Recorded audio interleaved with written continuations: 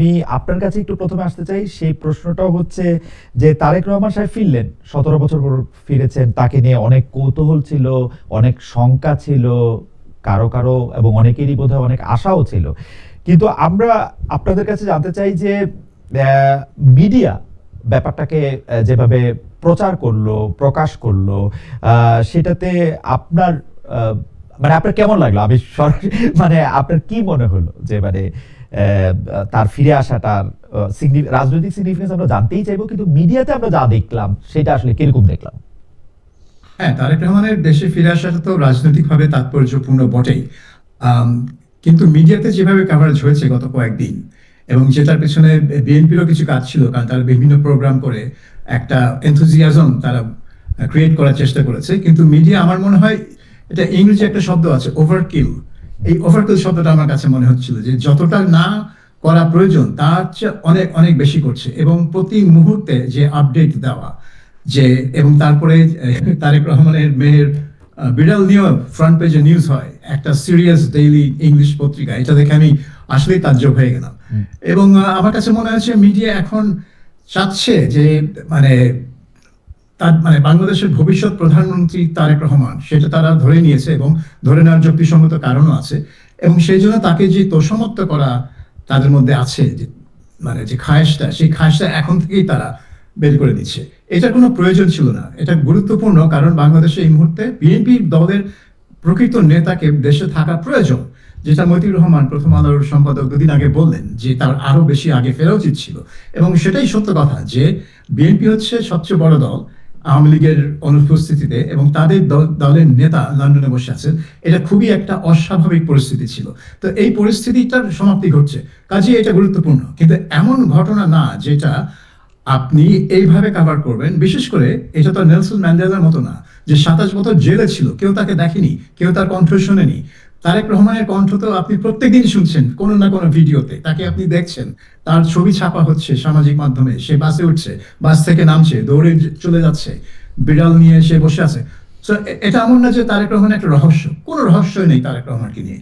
কাজেই এই পুরো জিনিসটাকে একটা এত হাইপ করা হয়েছে যে আমার কাছে মনে হচ্ছে এটা বিএনপি করলো ঠিক আছে, তাদের নিজের দল, কিন্তু মিডিয়া তো সেই দায়িত্ব ছিল না বিএনপির হাইপের সাথে নিজেদের হাইপটাকে যুক্ত করা, কিন্তু সেটাই তারা করেছে।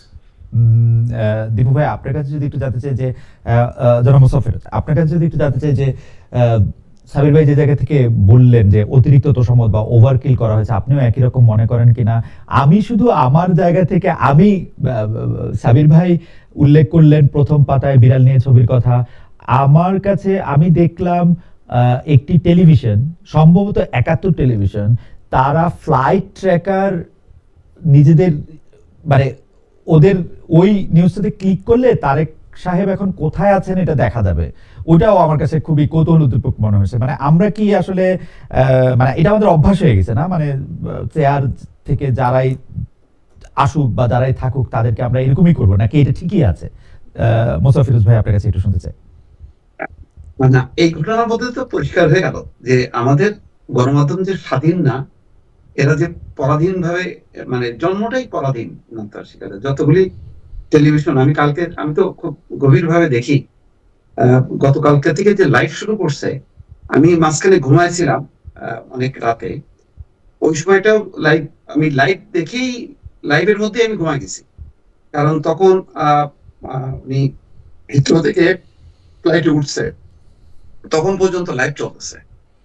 তারপরে আমি ঘুমাই গেছি। সকালবেলায় আমি যখন একটু লেটে উঠলাম, উঠে দেখি তখনও লাইভ। তো ঠিক আছে, লাইভ তো বটেই, মানে এটা তো আপনি একটা ভারসাম্য রাখবেন, আরো অন্যান্য ন্যাশনাল ইন্টারন্যাশনাল সব নিউজ কাভারেজ করবেন। এবং আজকে একটা লাইভে বলছে, কিন্তু কোনো রিপোর্ট নেই। সেটা হচ্ছে ওই যে লক্ষ্মীপুরে যে বিএনপি নেতার বাসা মানে বন্ধ করে তালা দিয়ে আগুন ধরা যাচ্ছে, ছোট মেয়েটা মারা গেল, আজকে বড় মেয়েটাও মারা গেছে। এটাও একটা স্টোরি হইতে পারত। সেখানে সাইড লাইনে বিড়ালের স্টোরি হইতে পারত। মানে সবগুলিকে অ্যাকোমোডেট করা, এইটা মিডিয়া যদি এই প্র্যাকটিসটা এখন থেকে মানে শুরু না করে, তাহলে যেটা হবে, আমাদের রাজনীতিটাও তো একটা দুর্বল কালচারের উপর প্রতিষ্ঠিত। তখন তারা প্রত্যাশা করবে যে তোমরা তো হাসিনার আমলে এটাই করছো, তো এখন এটা শুরু করে এখন আবার ভারসাম্যের কথা বলো, ও আচ্ছা আমরা এখন ক্ষমতা আসছি বা আসতে যাচ্ছি, এখন তোমাদের ভারসাম্য। এইটা আসলে মানে যেটা হয় আর কি, মানে পরাধীন হলে এ থাপ্পড় মারে ডান গালে আর ও মারে বাম গালে, এই অবস্থা আমাদের মিডিয়া। যার জন্য দেখেন খুব হাসতে খেলতে দুইটা মিডিয়া হাউস পুরাই দিল, কারণ জানে যে এখানে কোনো প্রতিবাদ হবে না, কোনো প্রোটেকশন নেই, কোনো মিডিয়ার স্বাধীনতা আছে বলে যে রাজনৈতিক মহলে গণমাধ্যম এর মধ্যে খুব একটা উত্তেজনা আছে, মানে কি বলে প্রবল প্রতিবাদ হবে, এরকম কেউ মনে করছে না। যার কারণে পুরো পরিস্থিতিটাই একটা মানে আমরা যে ওই বলি যে স্বৈর শাসনকে আমরা সরাইছি, কিন্তু সরাই আমরা এই জায়গায় যে গণতন্ত্রকে স্ট্রং পজিশনে নিয়ে যাওয়ার যে একটা লক্ষণ, সেই লক্ষণটা দেখছি না। শুধুমাত্র নির্বাচনের কথা বলা হচ্ছে, তো সেই নির্বাচনটা দিয়ে কি হবে? আপনি গণমাধ্যম যদি এরকম দুর্বল থাকে, তাহলে আপনি এখন পজিশনটা কি নেবেন? দেখেন এখন আপনি আগামী নির্বাচন আসতে আসতে এই মেরুকরণ তো পরিষ্কার হয়ে যাবে, একদিকে জামাত আর একদিকে বিএনপি। তাহলে আপনি কি এখন যে কাভারেজটা দিচ্ছেন সেই কাভারেজটাই চলতে থাকবে? তাহলে অন্যদের কাভারেজটা কোথায়? তো এটা নিয়ে আমার ধারণা আছে মিডিয়া আসলে বিতর্কিত হবে। এত বাড়াবাড়ি করার দরকার ছিল না। অবশ্যই তারেক রহমানের আশাটা গণতন্ত্রের জন্য, বিশেষ করে নেতৃত্ব শূন্য একটা অবস্থা দেশে, যেখানে বর্তমান গভর্নমেন্ট ফেল করাতে একটা শূন্য স্থানটা পূরণের জন্য একটা নেতৃত্ব দরকার ছিল, সেটা বিএনপির মতন বড় দল এবং তার নেতা তারেক রহমান, যেহেতু বেগম খালেদা জিয়া অসুস্থ। তো কিন্তু আপনাকে তো মানতে হবে যে আপনার একটা প্রতিষ্ঠান, আপনি সারা দিন ব্যাপী যদি এটা করতে থাকেন তাহলে কেমনে হবে? সেটা তো উচিত না। তো ধরেন এটা আমরা করতে পারি, আমরা ধরেন ইউটিউব করি, ফেসবুক করি, আমাদের ইস্যু এটা, আমাদের সংক্ষিপ্ত কয়েকটা কন্টেন্ট দেবো, আমরা সীমাবদ্ধ থাকতে পারি, কিন্তু মিডিয়া তো একটা বড় হাউস। দীপু ভাই, আসলে আপনি কন্টেন্ট মানে করতেছেন, তার কারণ তো আসলে জনগণ চাচ্ছে। এখন জনগণের চাওয়াটাকে মানে আমরা যখন মিডিয়া স্কুলে পড়ছি তখনও তো একটা জিনিসই আমাদেরকে কর্নারস্টোন বলছে, যে সেটা হচ্ছে পাবলিক ইন্টারেস্ট। এখন পাবলিক ইন্টারেস্ট দুই অর্থে, স্বার্থ অর্থেও আগ্রহ অর্থেও। এখন এত মানুষের আগ্রহ তো আছে, মানে উনি আসবেন। আমি দেখছিলাম যে 2 দিন আগে থেকে এসে রাত্রেবেলা আছেন, তেরপল বিছিয়ে শুয়ে আছেন। আমি এই জায়গায় একটু আসতে চাই যে এটাও আপনাদের দুজনের কাছেই প্রশ্ন। সাবির ভাই, আমাদের জনগণ এত যে প্রত্যাশা রাখে একজনের উপর, এবং কোন একটা ব্যক্তি বিশেষের উপর বা কোন একটা দলের উপর যে এত সাংঘাতিক প্রত্যাশাটা করে, একদম সেই প্রত্যাশাটা এমন হয় যে সেই প্রত্যাশাটা করতে সময় সে আর মানে তাকে তাকে তাকে আর ক্রিটিক্যালি দেখতে পারে না। এইটা কি আসলে আমাদের জনগণের একটু শেখা উচিত না, বা এই পরিণতি বোধটা একটু থাকা উচিত না? মানে মিডিয়া তো মানে হাস্যকর আচরণ করেই, কিন্তু জনগণও তো আসলে প্রত্যাশার জায়গা থেকে কারো কারো উপরে প্রত্যাশাটা এত দূর পর্যন্ত নিয়ে যায়। সরি, আমি আরেকটু বলি, আমি দেখেছিলাম যে ভারতীয় একজন চিত্রনায়ক বাংলাদেশে এসেছেন, রাস্তায় মানুষ শুয়ে গেছে তাকে দেখার জন্য। এখন তাকে যেহেতু টিকিট দিয়ে দেখতে হয়েছে, তারেক সাহেবকেও টিকিট দিয়ে দেখতে হলেও হয়তো একই অবস্থা হইতো। মানে আমাদের যে এই স্টার, মানে কেউ একটা স্টার হলে, সেলিব্রিটি হলে তার মানে এইটা কিরকম আসলে আমরা এটা হচ্ছে ওই ব্যক্তি বন্দনার প্রবণতা আমাদের সমাজে, আমাদের সংস্কৃতিতে এটা অত্যন্ত প্রবল। এটা আপনি কখনোই, আমার মনে হয় না আমরা এটা কখনোই এটাকে বদলাতে পারবো। এটা পশ্চিমা বিশ্বে বদলেছে, কিন্তু তাদের এই ব্যক্তি বন্দনাটা চলে গেছে অন্যদিকে। বিনোদনের ক্ষেত্রে রক স্টার এখন একটা টার্মই হয়ে গেছে, যে রক স্টার স্টেটাস মানে হচ্ছে তাকে দেখে লোকজন চিৎকার করে, কেন্দ্রে দেয়, মানে আনন্দে ফেটে পড়ে। তো আমাদের রাজনীতিকরা এখনো সেই এই তারেক রহমানকে নিয়ে এখন একটা রক স্টার ইমেজ তৈরি হয়েছে, এবং লাখ লাখ লোক যে তার জন্য এত আনন্দ প্রকাশ করছে, এবং বিএনপি নেতারাই তো তার আগমনকে জোনাকির আলো, ছড়ানো আলোর সাথে তুলনা করছে। হ্যাঁ, সেদিন কালকে দেখলাম। তো এখন এটার একটা সমস্যা যেটা আছে, যে এই আমাদের রাজনীতিতে 1991 সাল কেন, তার আগে থেকেও 2 দলের উপর ভরসা করছে মানুষ, আওয়ামী লীগ এবং বিএনপি। এবং যখন তারা সুযোগ পেয়েছে, একের পর আরেকটাকে সুযোগ দিয়েছে, একের পর আরেকটাকে সুযোগ দিয়েছে। যে রাস্তাটা শেখ হাসিনা বন্ধ করে দিল 2011 সালে, আপনার এই তত্ত্বাবধায়ক সরকার ব্যবস্থাটা বাতিল করে দিয়ে, এর ফলে বিএনপি ছাড়া আর তার কারোর উপর ভরসা নাই। এখন পরিস্থিতি এমন জটিল হয়ে গেছে গত 1.5 বছরে, দেশটা তো এখন টোটালি একটা ললেস অবস্থায় চলে গেছে। সরকার, আপনি বলছেন ব্যর্থ, আমি তো বলবো সেই চতুর্দিকে ব্যর্থ, এবং এটা একটা নেতৃত্বের ব্যর্থতা। তো সেটা থেকে বেরিয়ে আসার জন্য মানুষ দেখছে যে তারেক রহমানই একমাত্র পথ, কারণ তারা আর অন্য কোনো বিকল্প খুঁজে পাচ্ছে না। তারা যে একটা কি বল ভারসাম্য বজায় রাখবে, তাদের তো সেটার জন্য তো বিকল্প লাগবে। কিন্তু তৃতীয় শক্তি কি? দ্বিতীয় শক্তি হচ্ছে জামাত, তারপরে তৃতীয় শক্তি কি? এনসিপি। কিন্তু সাবির ভাই, আমার খুব জানতে ইচ্ছা করে, জনগণ কি নিজেদের কোনোদিন শক্তি হিসাবে ভাবতে পারবে না? মানে মানে এতটা সমর্পিত কারো না কারো দিকে থাকলে তো জনগণ শক্তিহীনই হয়ে থাকবে, কিন্তু জনগণ তো নিজেকে আত্মসমর্পণ করে খুব সহজে। হ্যাঁ, এখন ব্যাপারটা হয়ে গেছে যে জনগণ নিজেকে তো নেতৃত্ব দিতে পারে না, জনগণের সবসময় নেতৃত্ব দরকার।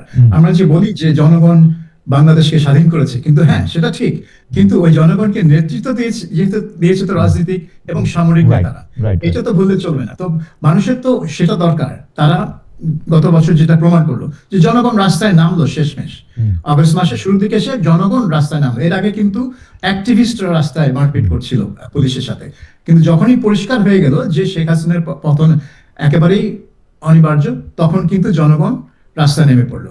কিন্তু সেটার জন্য একটা নেতৃত্ব দরকার ছিল, একটা পরিস্থিতি দরকার ছিল। বাংলাদেশে রাজনৈতিক দলগুলো সেই ধরনের কোনো নেতৃত্ব দিতে পারছে না জনগণকে, যে জনগণ যে মানে বিবেচনা করে বিচক্ষণ ভাবে দুই তিনটা দলের মধ্যে তারা চুজ করবে, সেটা পারছে না। হয় একদিকে যাচ্ছে, নয় আরেক দিকে যাচ্ছে। আর তাদের চয়েস যখন জামাত, সেকেন্ড চয়েস যখন জামাত, তখন বাংলাদেশের অবস্থাটা কোন জায়গায় আছে আপনি চিন্তা করে দেখতে পারেন। জামাতের পরে যারা আছে মধ্যপন্থী বা সেকুলার পার্টি, তারা কিন্তু হিসেবের বাইরে চলে গেছে। আর মানুষ তো দেখছে তারা 1% ভোটও পাবে না, তাহলে তারা তো তাদের কাছে কোনো চয়েসই না। সো এখন যদি তারেক রহমানকে কোনোভাবে সিংহাসনে বসানো যায়, তারা একটা রাজা তৈরি করতেছে। আমাদের একজন দর্শক, আমি একটু দীপু ভাইয়ের কাছে আসার আগে, আমাদের একজন দর্শক, উনি রবিউল আউয়াল টগর উনার নাম। এটা হাসিনা হলে খালেদ ভাইয়ের খুব ভালো লাগতো না ভালো, গত 15 বছরে ভালো লাগে নাই আমার শেখ হাসিনাকে এরকম করাটা। দীপু ভাই, আপনার কাছে প্রশ্নটা হইলো যে একই প্রশ্ন, যে কিন্তু আমরা কিন্তু এইটাও লক্ষ্য করেছি, বিশেষ করে এটা বোধহয় ডিসেম্বরের 10 তারিখে জনাব হাদি গুলি খাওয়ার পরে, তারপরে ওনার মৃত্যুবরণ, এটাকে কেন্দ্র করে বাংলাদেশের সংবাদপত্র অফিসে হামলা, 2টা সংবাদপত্র অফিসে হামলা, আরো বিভিন্ন নাশকতা, এগুলির মধ্যে দিয়ে কিন্তু মানুষজন কিন্তু এরকম মনে করতেছিল যে বিএনপির যে প্রধান নেতা, উনি যদি দেশে ফিরে আসেন, দেশ যদি পুরোপুরি নির্বাচনে এখানে যায়, তাহলে মানুষের মধ্যে একটু স্বস্তিও ফিরে আসবে। এটাও একটা ছিল। এই মনে করাটা কি রিয়েল, নাকি এই মনে করাটাও একটা কল্পনার জায়গা থেকেই? দিবা, আপনি কি মনে করেন? না না, কল্পনা, এটা বাস্তব। এটা মানুষ একটা অসহায় অবস্থার মধ্যে যখন নাকি এরকম নারকীয় ঘটনাগুলো দেখলো, তখন সবাই টনক নড়লো এবং বুঝলো যে যেটা নুরুল কবির ভাইয়ের বক্তব্য একদম, যে উনি 10 জন উপদেষ্টাকে ফোন করেও কার কাছ থেকে রেসপন্স পাননি, এবং তখন তার মনে হলো যে সরকার এটা হইতে দিছে। তো এই যে ওনারও বাস্তবে উনি নিজেও হ্যারাস্ট হলেন। তো এই উপলব্ধি থেকে মানুষ এটা তো ছড়ায় গেল যে আসলে বাস্তবে সেখানে পুলিশ বাধা দেয়া বা প্রতিরোধ গড়ে তোলা, এগুলি ইনফরমেশন সবাই জানে। যে যখনই বলা হলো যে রবের ডাকে যদি সাড়া না দেয় ওসমান হাদি, তাহলে ভারতীয় আধিপত্যবাদের কোনো স্থাপনা থাকবে না বাংলাদেশে। তো ভারতের আধিপত্যবাদী স্থাপনা কোনগুলি, সেই বয়ানগুলি তো বা ন্যারেটিভ গুলি তো আগেই তৈরি করা আছে। তো এটা ইনফরমেশন জানে না, জানে, এটা হইতে দিল। তার মানে হলো যে একটা পরিকল্পিত ভাবে একটা এনার্কি তৈরি করে মনে করা হলো যে যেহেতু একটা নেতৃত্ব শূন্য অবস্থা এবং ইউনূস গভর্নমেন্ট ফেল করছে, সুতরাং এটাকে কেন্দ্র করে আরেকটা অভ্যুত্থান ঘটানো হবে। মানে মানুষ একটা অভ্যুত্থান ঘটাবে, ঘটানোর মধ্য দিয়ে আরেকটা শক্তি ক্ষমতায় আসবে। এই ধরনের প্রবণতাগুলি লক্ষ্য করা গেল। কারণ জানাজার দিনে যেখানে মানুষ শোকাহত নামাজ পড়তে আসলো আর তার শান্তি কামনা করতে আসলো, সেই জন্য একটা গ্রুপ দৌড়ায় গেল পার্লামেন্টের ভিতরে। না, কিন্তু দীপু ভাই, এখানে অবভিয়াস প্রশ্নটা হচ্ছে যে তারেক সাহেব দেশে থাকলে কি এটা হইতো না? তারেক সাহেব, আমার মনে হয় যে এটা সম্ভবত হইতো না, কারণ রাজনীতির মাঠটা আসলে বিএনপি নষ্ট করে দিছে। বিএনপি এই ইস্যুগুলোকে অ্যাড্রেস করে নাই। আজকে তারেক রহমান যে কথাগুলো বলছে, বারবার বলছে শান্তি শান্তি শান্তি, ঐক্য, তার মানে হচ্ছে যে নৈরাজ্যগুলি চলছে তার বিরুদ্ধেই কিন্তু তার অবস্থান। তাহলে তারেক রহমান যখন নিজের নেতৃত্বে থাকতো এবং তার আগেই রাজনীতির মাঠটা সে নিয়ন্ত্রণ করতো, তাহলে আর এই এনার্কিটা থাকতো না। এবং আমার ধারণা উনি আরো আগে আসলে আরো আগে নির্বাচনটা হয়ে যেত, এই পরিস্থিতির মধ্যে আমাদেরকে পড়তে হতো না। আরো আগে আগে আসা প্রসঙ্গে আমি একটু সাবির ভাইয়ের কাছে একটু জানতে চাইতে পারি কি সাবির ভাই, তারেক সাহেবের জন্য এখন আসাটাই কি ঠিক হয়েছে, নাকি আরো একটু আগে আসলে, যেটা দিবু ভাই বলতে চেষ্টা করতেছিলেন যে অনেক রাজনীতির মাঠে অনেক গুরুত্বপূর্ণ বা পজিটিভ ইতিবাচক পরিবর্তন হয়তো আমরা দেখলেও দেখতে পারতাম, আপনি কি মনে করেন যে উনার আসার পথে কি কোনো বাধা ছিল? উনি নভেম্বর মাসেই বেশ একটা বললেন যে একার সিদ্ধান্তের ব্যাপার না, মানে আমি ঠিক মানে জানি না, মানে উনার আসতে বাধা কি ছিল? এটাই আমারও তাই মনে হয়, কারণ আমি একটু আগেই মতিউর রহমান প্রথম আলো এডিটরের উদ্ধৃতি দিলাম, যেখানে তিনি বলেছেন যে আরো আগে আসলে আরো ভালো হতো, এবং সেটাই ঠিক যে তারেক রহমান মানে শেখ হাসিনার পতনের মাসখানেকের মধ্যেই তার চলে আসা উচিত ছিল এবং সরকারের সাথে বসে নেগোশিয়েট করে একটা আর্লি ইলেকশন অর্গানাইজ করা উচিত ছিল। সেটা তিনি হয়তো পারতেন যদি তিনি বিএনপি নেতৃত্বে থাকতেন দেশের মাটিতে। এখন আমার একটা থিওরি, এটা একটা থিওরি, আমার কোনো প্রমাণ নেই, সেটা হচ্ছে তিনি তো নভেম্বর মাসের শেষের দিকে বললেন যে তিনি আসতে পারছেন না, কারণ এটা তার একক সিদ্ধান্ত নয়, এখানে অন্যান্য বিষয় জড়িত এবং সেই বিষয়গুলো এত সেন্সিটিভ, স্পর্শকাতর, যে তিনি সেগুলো বিস্তারিত ব্যাখ্যাও করতে পারলেন না। তারপরে হুট করে কি করে ডিসেম্বর মাসের 12 তারিখে তার আগমনের, তার আসার তারিখটা ঘোষণা করা হলো। আমার মনে হয় যে যখন ওসমান হাদিকে গুলি করা হলো তখনই বিএনপি বুঝতে পেরেছে যে এখানে একটা ভয়ানক কোনো ষড়যন্ত্র আছে, এবং এইটা প্রিভেন্ট করার জন্য তারেক রহমানের উপস্থিতি একেবারে অপরিহার্য। সেজন্য আমার মনে হয় বিএনপি দল থেকে তারেক রহমানকে বলেছে যে আপনাকে আসতেই হবে, না হলে এখনই আসতে হবে, না হলে নাই, কারণ এরপরে পরিস্থিতি কোন দিকে যাবে, এবং এটা শুধু ওসমান হাদির গুলি করার মধ্যে সীমাবদ্ধ থাকবে না ধারাবাহিকভাবে অন্যরাও গুলি খাবে, সেটাও একটা মানে বিরাট প্রশ্ন ছিল। তো আমার মনে হয় যে বিএনপি তারেক রহমানকে বাধ্য করেছে বাংলাদেশে আসতে এই হাদি ঘটনার পরিপ্রেক্ষিতে। এটা আমার থিওরি, এটার পক্ষে আমার কোনো প্রমাণ নাই।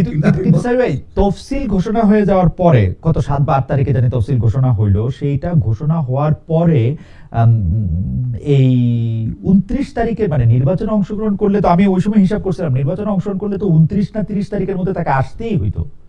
29 তারিখ বা 30 তারিখের পরে আসলে তো তার, হ্যাঁ, এটা যদি আমরা ধরে নিই যে তার এই পরিকল্পনা ছিল নির্বাচনে অংশগ্রহণ করবেন, হ্যাঁ, এখন এমন যদি হয় যে তিনি নির্বাচনে অংশগ্রহণ না করেও লন্ডনে বসেই দল চালাতেন এবং বিএনপি ক্ষমতায় মানে বিজয়ী হলে তারপরে তিনি আসতেন। ও আচ্ছা আচ্ছা আচ্ছা আচ্ছা আচ্ছা, হ্যাঁ, আমি এইভাবে অবশ্য ভাবি না।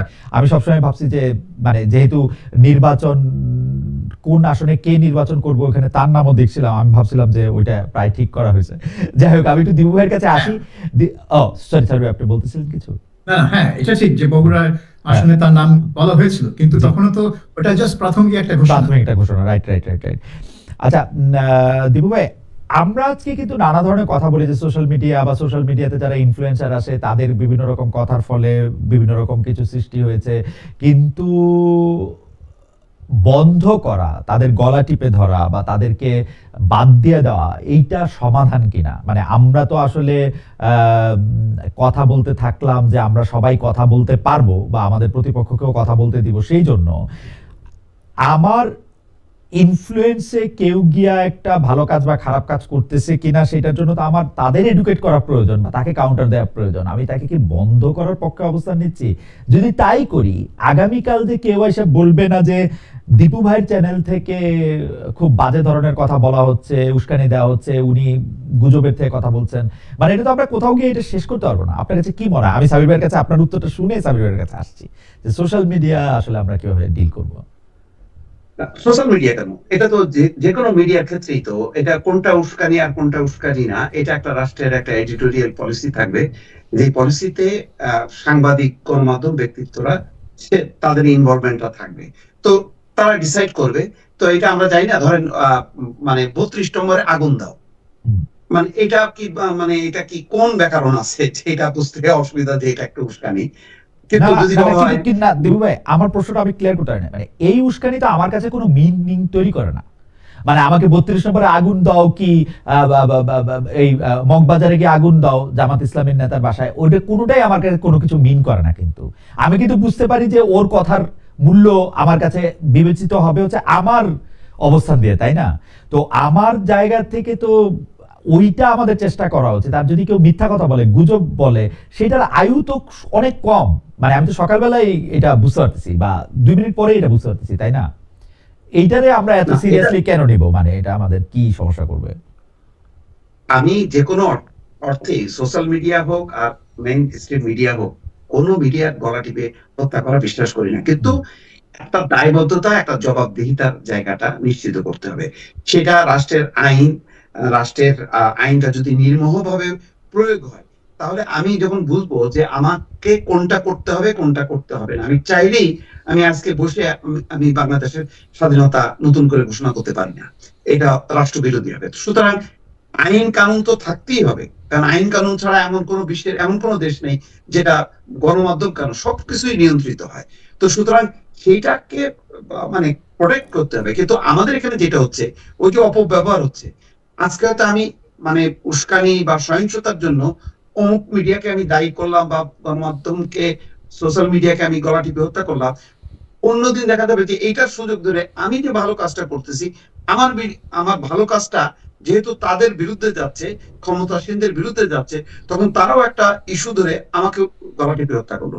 এই জায়গাটাই হচ্ছে চেক অ্যান্ড ব্যালেন্স করা, এবং রাষ্ট্র গণতান্ত্রিক কিনা, রাষ্ট্র নিরপেক্ষ কিনা সেটা প্রমাণের জায়গায় ইনস্টিটিউশন গুলি যদি বিল্ড আপ হয়, আমি অবশ্য গণমাধ্যম আমি অবশ্য আমি অবশ্য আপনার সাথে দ্বিমত পোষণ করব না, কিন্তু আমরা যেটাকে আসলে নতুন করে মব কালচার বা ইত্যাদি নামে দিছি, সেটা আমাদের মধ্যে সারা জীবন ছিল।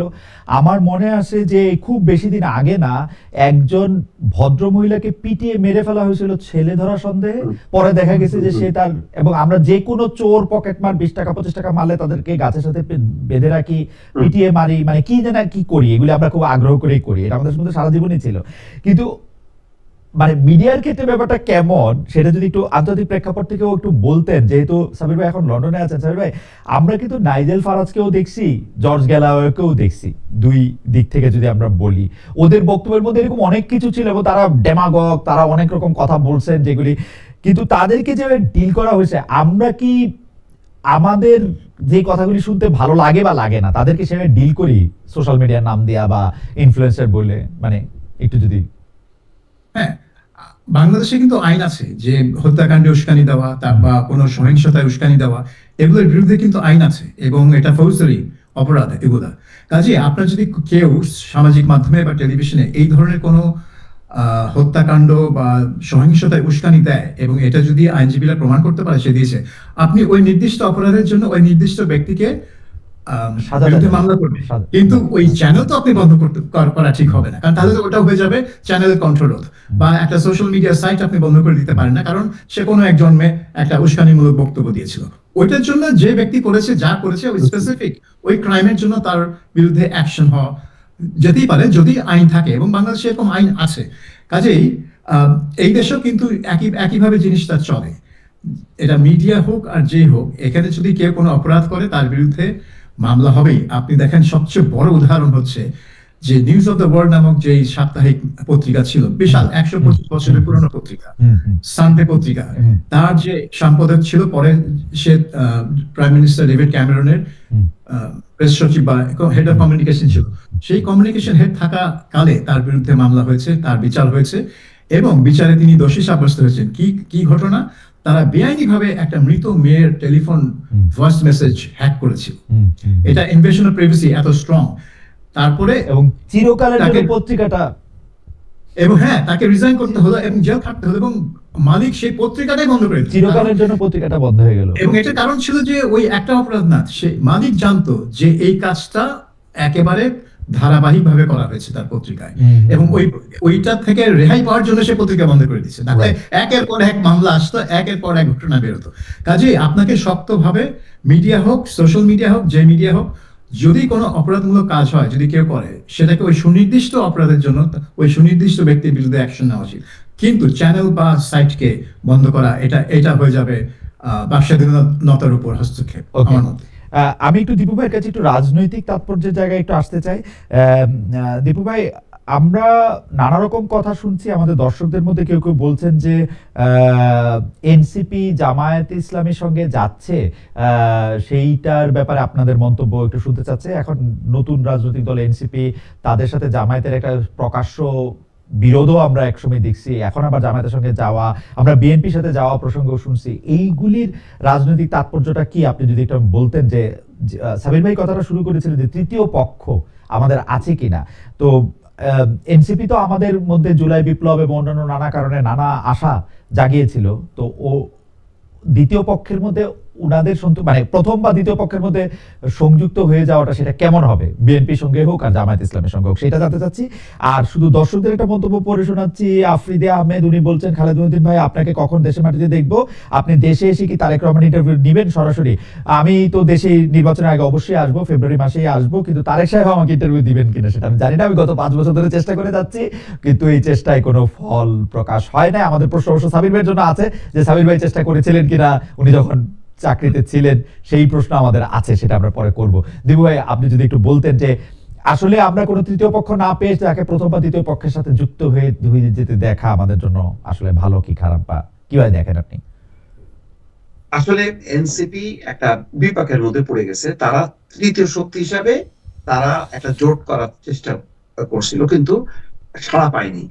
কারণ যেসব দলগুলোকে নিয়ে তারা চিন্তা করছিল যে তাদের শক্তি দিয়ে হচ্ছিল না, সুতরাং আরো কিছু গণতান্ত্রিক রাজনৈতিক দলগুলোকে সাথে নিয়ে তারা একটা বড় আকারের জোট করতে চাচ্ছিল এবং সেই জোট নির্বাচনে লড়বে এমন একটা চেষ্টা ছিল তাদের। কিন্তু যেহেতু কেউ বিএনপির দিকে কেউ জামাতের দিকে, ওই আসনটা হয়ে গেছে মূল বিষয়। অর্থাৎ পার্লামেন্টে যদি আমি না যাই তাহলে আমার অস্তিত্ব থাকবে না, এই বিষয়টা বিভিন্ন রাজনৈতিক দলের মধ্যে মাথা চাড়া দিয়েছে। এবং এনসিপি যাদেরকে ডেকেছে তারা আসলে সরে গেছে, যেমন গণ অধিকার পরিষদ, তারপরে ওয়ার্কার্স পার্টি সাইফুল হকের, এই দলগুলি কিন্তু ছিল, এক পর্যায়ে ছিল, কিন্তু পরে সরে গেছে বিএনপি যখন নাকি তাদেরকে সিট দিয়েছে। এখন তারা যখন দেখলো যে সবাই যখন সরে গেছে, তখন আমরা কি করি? তখন তারা একবার দৌড়াচ্ছে বিএনপির দিকে, একবার দৌড়াচ্ছে জামাতের দিকে। এখন বিএনপি যে কয়টা আসন দিতে চায় খুবই কম, 8 থেকে 10টা, সেখানে জামাত দিতে চায় সম্ভবত 25 থেকে 30টা।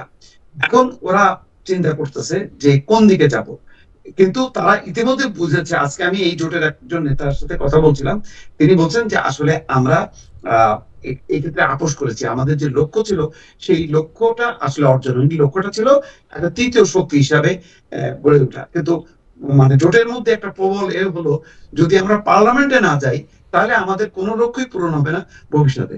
সুতরাং এখন যে কোনো ভাবে হোক, হয় জামাতের সাথে না হয় বিএনপির সাথে জোট বেঁধে আমাদের নির্বাচনে যাইতে হবে। এই জন্য তারা দুই ভাবেই আলোচনা শুরু করছে এবং মূলত নাহিদ ইসলাম এই আলোচনাটা করছেন। সম্ভবত যেটা ধারণা করা হচ্ছে যে জামাতের দিকেই আপাতত পাল্লা ভারী, কারণ জামাত অনেকগুলো আসন দেবে।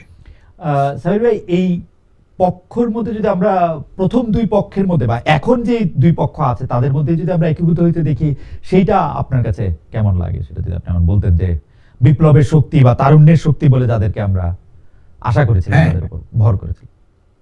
এইটা হচ্ছে একটা, বলবো এই জুলাইয়ের ঘটনার পর এটা একটা সবচেয়ে বড় ডিসঅ্যাপয়েন্টমেন্ট, যে নেতৃত্ব বেরিয়ে আসলো তাদের কোনো দল ছিল না।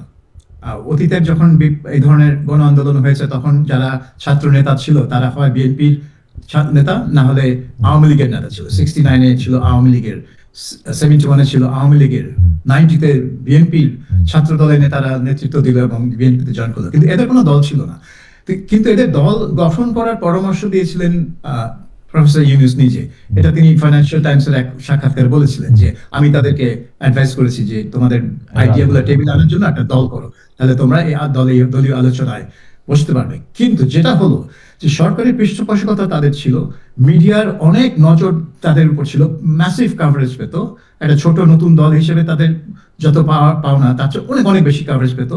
তারপরও তারা কিন্তু কোনো জনগণের মনে কোনো দাগ কাটতে পারেনি। এটা কারণটা কি? এটা কারণ হচ্ছে যে ওদের অনভিজ্ঞতা, এবং তারা যে কোনো ধারাবাহিক রাজনীতির মধ্যে দিয়ে আসেনি।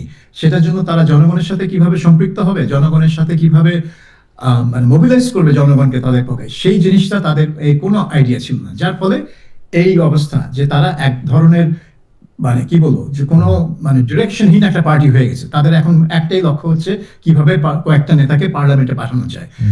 কয়েকটা নেতা পার্লামেন্টে পাঠালে কিন্তু কিছুই হবে না।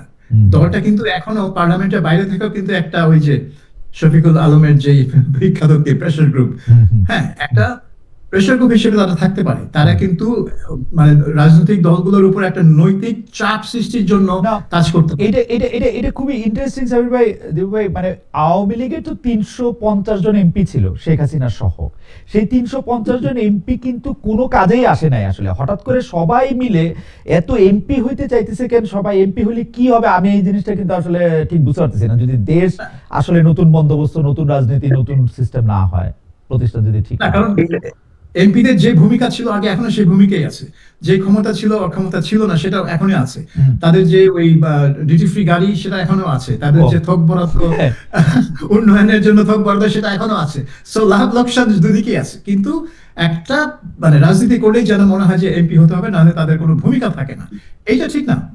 মানে পার্লামেন্টের বাইরেও কিন্তু অনেক ভূমিকা পালন করা যায় যদি আপনি সেটা করতে চান। আপনি হেফাজতে ইসলামকে দেখেন, তারা তো রাজনীতি করতে চায় না, তারা তো পার্লামেন্টে যেতে চায় না, কিন্তু তারা হচ্ছে সবচেয়ে বড় প্রেশার গ্রুপ। রাইট। তারা কিন্তু সরকারকে একেবারে তটস্থ রাখে সারাক্ষণ, হ্যাঁ, শুধু একটা ইস্যুতে, এবং একটা ইস্যু। এবং গত 15 বছরে আমরা আওয়ামী লীগ সরকারকেও দেখেছি যে শাপলা মানে ওই মে মাসের 5 মে তাদের ওই কাণ্ডের পর থেকে সারাক্ষণই হেফাজতকে বিভিন্নভাবে যতভাবে সন্তুষ্ট করা যায়, এবং হেফাজত তাকে কওমি জননী উপাধি দিয়েছে, তাকে মানে যতভাবে সন্তুষ্ট করা যায় তত চেষ্টা করেই গেছে সরকার তাকে। আমার মনে আছে শেখ হাসিনা সরকার হেফাজতের একটা ধমকেই আমি বলবো পাঠ্যপুস্তকে 50টার বেশি পরিবর্তন করছিল একটা দাবির প্রেক্ষিতে, মানে একসাথে, যে অমুক লেখকের লেখা থাকা যাবে না, ওইটার একটু করা যাবে না, বইয়ের ছবি পাল্টাইতে হবে, এগুলি কিন্তু শেখ মুজিবের মূর্তি বসানো হলো না যাত্রাবাড়ি, রাইট, হেফাজতের প্রতিবাদের, রাইট। এবং ওনারা যেইটা যখন বলছে তখন, এবং মানে সাংঘাতিক রকম, কিন্তু মানে হেফাজতকে প্রতিরোধ করার জন্য মামুনুল হককে জেলে নিয়ে যেতে হচ্ছে অন্য একটা কারণে, মানে যেই কারণের সাথে আসলে তার রাজনৈতিক বক্তব্যের কিন্তু কোনো সম্পর্ক নাই, কিন্তু তাকে কন্টেইন করতেই চাইছে। আসলেই সাংঘাতিক প্রেসার গ্রুপ। আমি এই প্রশ্নটা দীপু ভাইকে দিয়ে শুরু করতে চাই, কিন্তু সাবির ভাই আপনার মতামত চাই। সেটা হচ্ছে যে মানে আন্তর্জাতিক মিডিয়া, বিশেষ করে পার্শ্ববর্তী দেশের মিডিয়া, শেখ হাসিনা সরকার ক্ষমতা থেকে চলে যাওয়ার পরে বাংলাদেশ সরকার ও বাংলাদেশকে নিয়ে যেভাবে রিপোর্ট করেছে, যদিও আমি মনে করি মিডিয়া একরকম জিনিস, সরকার আরেক রকম জিনিস, সেইটাকে কাউন্টার দেওয়ার জন্য সরকারের প্রেস অফিস অনেক ধরনের কথা বলেছে, অনেক ধরনের কাজ করেছে, কিন্তু আপনি তাদেরকে কতটা সফল বা তাদের কতটা ব্যর্থ দেখেন? এবং মানে ভালো ভালো সাংবাদিকেরা, ভালো ভালো লোকেরাই এখানে আছেন, তারপরও তাদেরকে আমার যথেষ্ট পরিমাণে স্পিন ডক্টরই মনে হচ্ছে, মানে এবং স্পিন ডক্টর কথাটা নিশ্চয়ই খুব মানে মানে ভালো কথা না আর কি একজন এর জন্য। হয়তো ওনার চাকরির জন্য ভালো, আমিও সরকার প্রধান হলে হয়তো শফিক ভাইকেই প্রেস সচিব চাইতাম, মানে প্রেস সচিব হলে কি করতে হবে সেটা উনি ভালো দেখায়। কিন্তু এটা ঠিক আছে কিনা আপনি কি মনে করেন দীপু ভাই? আমি একটু সাবির ভাইয়ের কাছে একটু জানতে চাইবো যে অনেকগুলো ক্ষেত্রে যে প্রেসার না মব না প্রেসার গ্রুপ অমুক তমুক, না, এগুলি তো একেবারে মানে যে বালখিল্য একটা আচরণ হয়েছে এই সমস্ত বক্তব্য দিয়ে। এবং ভারতের যেই দেখেন, এটা তো সত্য, বাংলাদেশের এই রাজনৈতিক পট পরিবর্তন মানে এটা একটা ভারতও মনে করছে যে এটা তাদের একটা পরাজয়। এবং শেখ হাসিনার ব্যাপারে, বাংলাদেশের ব্যাপারে তাদের যে নীতিটা, এটা একটা কমন নীতি, সরকার বিরোধী দল মিলেই কিন্তু তাদের একটা ঐক্যবদ্ধ একটা নীতি, এবং তারা মানে জয়েন্টলি মনে করে যে তাদের একটা পরাজয় হয়েছে। তো তার এই যে সরকারের ভিউজটা, কিন্তু দেখেন প্রথম দিকে কিন্তু তারা আন্দোলনকে সাপোর্ট করছে, তাদের মিডিয়াগুলো শুধু না, ইভেন পাবলিকও রাস্তায় নেমে আন্দোলন মানে সাপোর্ট করছে। কিন্তু যখনই নাকি শেখ হাসিনা দিল্লিতে পালায় গেল, তারপরেই কিন্তু ঘুরে গেল, এবং যখন নাকি ভারত মানে শেখ হাসিনাকে ফোন করলো, তখন কিন্তু মিডিয়ার চেহারাগুলো আবার পাল্টে গেল। এখন এইটার মানে এইটাকে আপনি কাউন্টার করতে গেলে আপনাকে তো সেই যুক্তিসঙ্গত ভাবে আপনাকে প্রেজেন্ট করতে হবে। এখন আপনি ওইটার বিপরীতে আপনি এমন এমন সব কথাবার্তাগুলি বলতেছেন, সেগুলি তো খুব হাস্যকর হয়ে যাচ্ছে। সুতরাং আপনাকে যুক্তিসঙ্গত ভাবে কিন্তু আপনাকে তাদের যে যুক্তিগুলো, তাদের যে বক্তব্যগুলো, সেইগুলিকে আপনি যদি কাউন্টার না দেন, তাহলে তো জিনিসটা হাস্যকর হয়ে যাচ্ছে। যেমন মবকে মব বলতে হবে, কারণ আপনি মানে মবের কেন বলা হচ্ছে? মবের কারণে বাংলাদেশে 100টা মাজার, দরগা শরীফ ধ্বংস হয়েছে। এটা কি মব না? নুরুল পাগলার যে লাশ আপনার কবর থেকে তুলে যে পোড়ানো হলো, এটা কি মব না? তারপরে এই যে আপনার ভালুকাতে যে দীপুচন্দ্র দাসকে এটা কি মব না? হুম। এগুলিকে যদি আপনি না বলেন এটাকে মানে এটাকেই তো বলা হচ্ছে মব। প্রথম আলো, ডেইলি স্টার কি মব বলা হচ্ছে? আপনি এখন এটাকে প্রেশার গ্রুপটা কোথায়? প্রেশার গ্রুপ তো এটা তো একটা পলিটিক্যাল যেটা বৈষম্য বিরোধী ছাত্র আন্দোলন যদি নাহিদ ইসলামরা বাঁচায় রাখতো তাহলে সত্যিকার অর্থে ওই হেফাজতের মতন এটা একটা ভালো প্রেশার গ্রুপ হইতো এবং মানে রাজনীতিতে দুর্বৃত্তায়ন, অর্থ পাচার, দুর্নীতিবাজ মানে সুশাসনের পক্ষে একটা বড় ধরনের ভূমিকা রাখতে পারতো। কিন্তু এটা তো নাহিদরা নিজেরাই কিল করে ফেললো এবং ক্ষমতার লোভে। এবং আমার ধারণা ক্ষমতাসীনরা চাইছে এটা যে এরা ক্ষমতার মধ্যে থাকুক, তারা যাতে সেফ সাইডে থাকে। আর সেফ সাইডে থাকতে যে তারা নিজেরাই কিন্তু ডুবে গেল। এখন এটাকে আপনি নানা রকম প্রেস উইং থেকে নানা রকম বক্তব্য দিয়ে দিয়ে এটাকে আপনি তো পারছেন না। শেষ পর্যন্ত কি হলো? নেতৃত্বের শূন্যতা, ইউনূস সরকার যে ফেল করলো এটা দিনকে দিন আরো স্পষ্ট হলো। আরো যদি এটা 6 মাস প্রলম্বিত হতো, আল্লাহ জানে এটা 111 এর থেকেও একটা খারাপ অবস্থার মধ্যে পড়ে যেত এই সরকার। এই সরকার এবং এই সরকারের মুখপাত্র হিসেবে যে প্রেস সেকশন আমরা দেখলাম, সাবির ভাই আপনি এটাকে ঠিক আদর্শ মনে করেন কিনা? আন্তর্জাতিক মিডিয়াকে মোকাবেলা করার জন্যই তাদের এরকম করতে হয়েছে, এইটা আপনি মানেন কিনা? আর আর যদি ওই প্রশ্নটা একটু আবার একটু আপনাকে মনে করে দিতে চাই, আপনি তারেক রহমান সাহেবের ইন্টারভিউ নিতে চেষ্টা করেছেন কিনা যখন বাংলাদেশে তাকে নিষিদ্ধ করা হয়েছিল তখনও? দুইটাই যদি একটু একসাথে একটু বলেন প্রেস সেকশন। জি, প্রথমে তারেক রহমান এটা বলিনি জি, যে আমরা কিন্তু লন্ডনে একাধিক বিএনপি সূত্রদের ধরে তার সাথে যোগাযোগ করার চেষ্টা করেছিলাম এবং প্রতিবারই এই সূত্রগুলো যারা নিজেদেরকে তারেক রহমানের খুব ঘনিষ্ঠ সহযোগী বলে দাবি করতো, কোনো ব্যারিস্টার, কোনো ব্যবসায়ী এই ধরনের, তারা সবসময় বলতো যে হ্যাঁ হ্যাঁ হ্যাঁ, কিন্তু পরে গিয়ে দেখা গেল যে তারেক রহমান ইন্টারভিউ দিতে চান না। এখন তিনি ওই ভিডিও মেসেজগুলো দিতেন, তারা এক্সপেক্ট করতো যে আমরা ভিডিও মেসেজগুলো হুবহু তুলে ধরবো। তো আমি বললাম আমরা তো একটা বিলবোর্ড না যে আপনারা একটা বিজ্ঞাপন দিবেন আমি উঠাই দিলাম, এটা তো হতে পারে না। একটা ইন্টারভিউ করবো কারণ উনি একজন রাজনীতিবিদ, উনার প্রশ্নের আমাদের প্রশ্ন আছে, উনি ওনার বক্তব্য নিয়ে প্রশ্ন আছে, কিন্তু ওনারা কিন্তু পারেননি কখনো। কিন্তু সাবির ভাই, এই শেখ হাসিনার ক্ষেত্রে ইমেল ইন্টারভিউ কেমনে বিবিসি, রয়টার্স এরা ছাপলো? মানে ইমেলে আপনি যেখানে ভিডিও বক্তব্য, কারণ আমি কাছাকাছি ঘটনার মধ্যে দিয়ে গেছি, আমি জানি তো মানে ইমেল, আমি একজনকে ইমেল করলাম, উনি ইমেলে উত্তর দিল, এটা আমি ছাপলাম, এটা কিরকম? মানে বড় বড় মিডিয়ারও তো তাই করলো। হ্যাঁ, সবাই করেছে, রয়টার্স করেছে, ফাইন্যান্সিয়াল টাইমস করেছে, বিবিসিও করেছে, যে যার মতো করেছে। তারপরে BBC টুডে তারা বিবিসিটাও ইমেল ইন্টারভিউ। ইমেল, হ্যাঁ, কারণ Sheikh Hasina face to face interview দেয়নি। এখন সমস্যা হয়ে গেছে যে সমস্যা না, এটা হচ্ছে আওয়ামী লীগ একটা পিআর এজেন্সি নিয়োগ করেছে। তো পিআর এজেন্সির কাজ হচ্ছে তার ইন্টারভিউ, সাক্ষাৎকার জোগাড় করে দেওয়া, বিভিন্ন ইন্টারন্যাশনাল মিডিয়াতে প্লেসমেন্ট করা।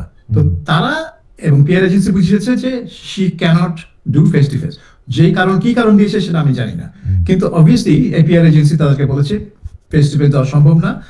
একটা হতে পারে যে আইনের ব্যাপার, তার বিরুদ্ধে মামলা হয়েছে, তার বিচার চলছে, এইখানে উনি বেফাস কি কথা বলে দিবেন না দিবেন। কারণ শেখ হাসিনা আপনি জানেন যখন মুখোমুখি কথা বলবে তখন উনি তো আর মানে রেখে রেখে কথা বলেন না। তো অথবা আমার এটাও মনে হয় যে ওনার কথা বলার অনুমতি আছে কিনা সেটা আমি জানি না, কারণ উনি ভারতে যাওয়ার পরে উনার মানে ভিডিও ছবিও আমি এখন পর্যন্ত দেখি নাই। মানে আমি জানি না মানে যে ওনার কথা বলার অনুমতিও আছে কিনা, কারণ দিল্লির মতো জায়গায় থাকলে কোনো একটা রাষ্ট্রপ্রধান, সরকার প্রধান ইন এক্সাইল, উনি তো সবার আগে যেটা করতেন একটা সংবাদ সম্মেলন করার চেষ্টা করতেন ইন্টারন্যাশনাল মিডিয়াতে দেখার জন্য। ওনার সেই অনুমতি আছে কিনা সেটা আমি মানে মজার ব্যাপার হচ্ছে নওফেল, যে প্রাক্তন মন্ত্রী নওফেল, তিনি কিন্তু দিল্লিতে বসে রাশিয়ান টেলিভিশন চ্যানেল RT তাদেরকে ফেস টু ফেস ইন্টারভিউ দিয়েছেন, সেখানে কিন্তু কোনো বাধা নেই। হ্যাঁ, শেখ হাসিনা ক্ষেত্রে বাধা না থাকলে আর কি আছে সেটা একটা খুবই কৌতূহলোদ্দীপক বিষয়, এবং আমি জানি না সেটা কি আছে সরকারের প্রেস।